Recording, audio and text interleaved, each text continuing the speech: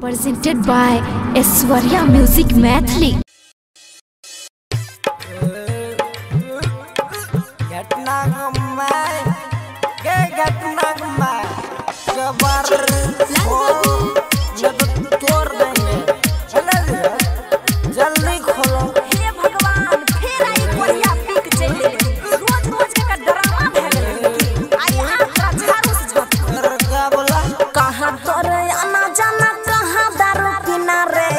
जरौना कहाँ तोर आना जाना कहाँ दारू पीना रे मुँह जरौना हेरे के कर घरे खैले रात खाना रे मुँह जरौना हेरे कहाँ तोहर उठाओ फिल्म गाना रे मुँह जरौना रे पता न रे कोरिया झाड़ू से पास तोरा आना जाना वही दारू पीना गे मुँह जरौनी पास तोरा आना जाना वही दारू पीना गे मुँह जरौनी तोरा सतीन संगे खालियो राती में खाना के मुँह जरौनी तोरा सतीन संगे खालियो राती में खाना के मुँह जरौनी सुन ले कहाँ तोहर उठाओ फिल्म गाना रे मुँह जरौना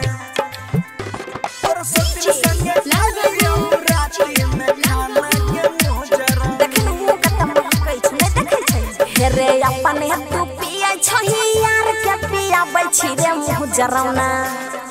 अपने तू पिया छही यार के पिया बैठी रे मुँह जरौना हेरे लंबा लंबा दै छी भाषण रे मुँह जरौना हेरे लंबा लंबा दै छी भाषण रे मुँह जरौना खै छै झाड़ी छाँट देबो तोरा बाप के न पिलियो मारे न ताना गे मुँह जरौनी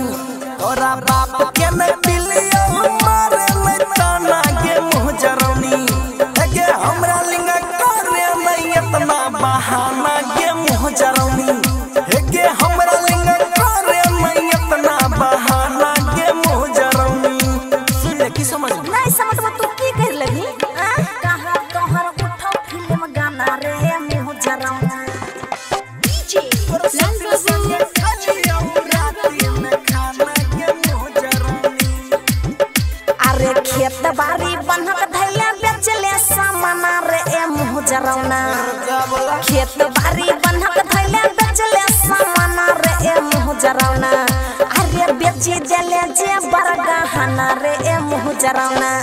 हेरे मोनू नीतीश चल जइबो थाना रे मुँह जरौना बुझले बात नहीं नहीं छोरा बाबू के तो जब थाना गे मुँह जरौनी नहीं नहीं छोरा बाबू के तो जब थाना गे मुँह जरौनी हमरा तू छोड़ दही रोज धमकाना गे मुँह जरौनी हमरा तू छोड़ दही रोज धमकाना गे मुँह जरौनी समझ ले की समझ ले Aishwarya Digital Recording Studio, Samastipur.